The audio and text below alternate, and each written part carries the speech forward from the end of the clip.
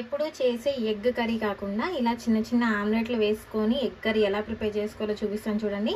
ఎప్పుడు చేసే egg curry కాకుండా ఇలా కొంచెం డిఫరెంట్గా చేస్తే పిల్లలకు కూడా చాలా నచ్చుతుంది. ఇది అన్నంలోకి కాదండి, చపాతీల్లోకి కూడా చాలా బాగుంటుంది. సో మీరు కూడా ఖచ్చితంగా ట్రై చేయండి. చూసారా, ఎక్కడ ముక్కలు ముక్కలు అయిపోకుండా పర్ఫెక్ట్గా వచ్చేస్తుంది.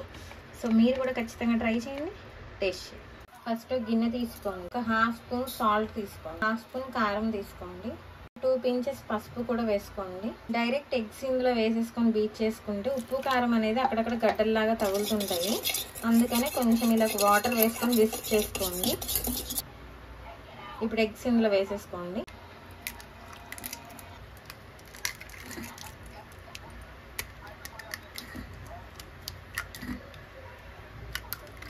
ఒక 5 eggs మాత్రం తీసుకోండి.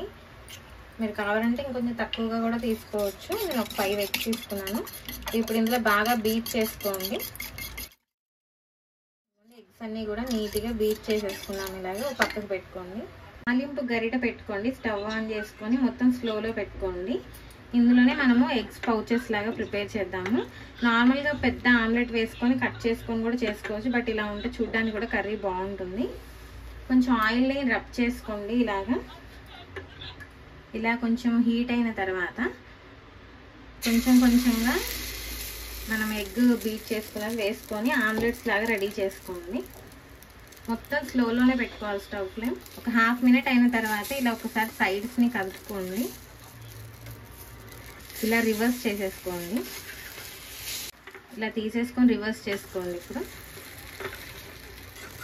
రివర్స్ లో కూడా మొత్తం కుక్ అయిపోయింది. చూసారా, ఎగ్ పౌచ్ లాగా రెడీ అయిపోయింది. ఒక పక్కకు పెట్టుకోండి. ఇలాగే 4 to 5 pieces వరకు చేసుకోండి.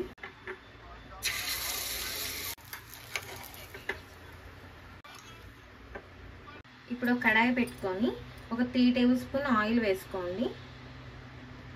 ఆయిల్ కొంచెం హీట్ అయిన తర్వాత ఒక హాఫ్ టీ స్పూన్ సాజీర వేసుకోండి. ఒక 1 inch చెక్క ముక్క వేసుకోండి. ఒక 3 లవంగాలు వేసుకోండి. కొంచెం ఫ్రై అయిన తర్వాత ఒక 2 మీడియం సైజ్ ఆనియన్స్ ఇలా కట్ చేసుకొని వేసుకోండి. ఒక 3 చిల్లీస్ కూడా వేసుకోండి. ఆనియన్స్ అన్ని కొంచెం గోల్డెన్ కలర్ వచ్చిన తర్వాత ఫ్రై చేసుకోండి.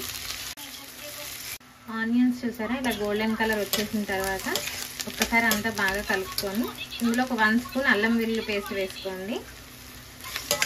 ఇందులో ఒక హాఫ్ టీ స్పూన్ పసుపు వేసుకోండి. అల్లం వెల్లుల్లి పేస్ట్ అంతా మంచి వాసన వచ్చేంత వరకు ఇలా ఫ్రై చేసుకోండి. ఇలా ఒక హాఫ్ మినిట్ ఫ్రై అయిన తర్వాత ముందుగా మనం కట్ చేసి పెట్టుకున్న 3 మీడియం సైజు టమాటోస్ తీసుకోండి. ఒక 1 టీ స్పూన్ సాల్ట్ వేసుకోండి. టమాటోస్ అన్నీ కూడా మెత్తగా కుక్ అయ్యేదాకా ఇలాగే కుక్ చేసుకోండి. మొత్తం మీడియంలో పెట్టుకోండి స్టవ్ ఫ్లేమ్. ఇదిగో టమాటాలు అన్నీ కూడా కుక్ అయిపోయాయి. కొంచెం ఉత్తుకుంటూ అన్ని టమాటాలని స్మాష్ చేసుకోండి.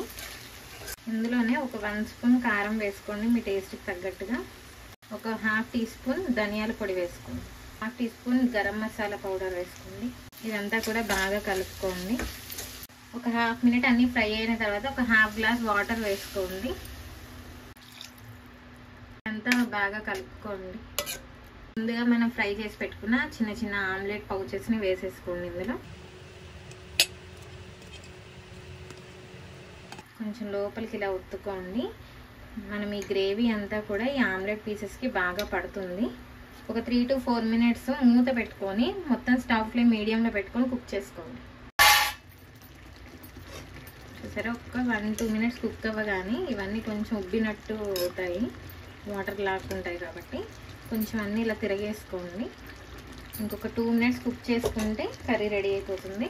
ఒక 2 minutes అనే కదా అంత దగ్గర పడిపోతుంది. ఇప్పుడు స్టవ్ ఆపేసుకొని లాస్ట్లో కొత్తిమీర వేసేసుకోండి. సాల్ట్ కూడా ఒకసారి సరిపోయిందో లేదో చెక్ చేసుకొని కావాలనుకుంటే వేసుకోండి. ఎప్పుడు చేసుకునే విధంగా కాకుండా ఇలాగ ఎగ్ పునుగులతోటి కర్రీ చేసుకోండి. చాలా టేస్టీగా ఉంటుంది, కొంచెం డిఫరెంట్గా ఉంటుంది. పిల్లలు కూడా బాగా ఇష్టంగా తింటారు. ఎప్పుడు వండే విధంగా కాకుండా ఇలా కొంచెం వెరైటీగా చేసి పెట్టండి. ఖచ్చితంగా ఇంట్లో అందరికీ బాగా నచ్చుతుంది. మీకు కూడా ఏం పెద్ద శ్రమ కాదండి, చాలా ఈజీగా చేసుకోవచ్చు. సో మీరు కూడా ఖచ్చితంగా ట్రై చేయండి, టేస్ట్ చేయండి.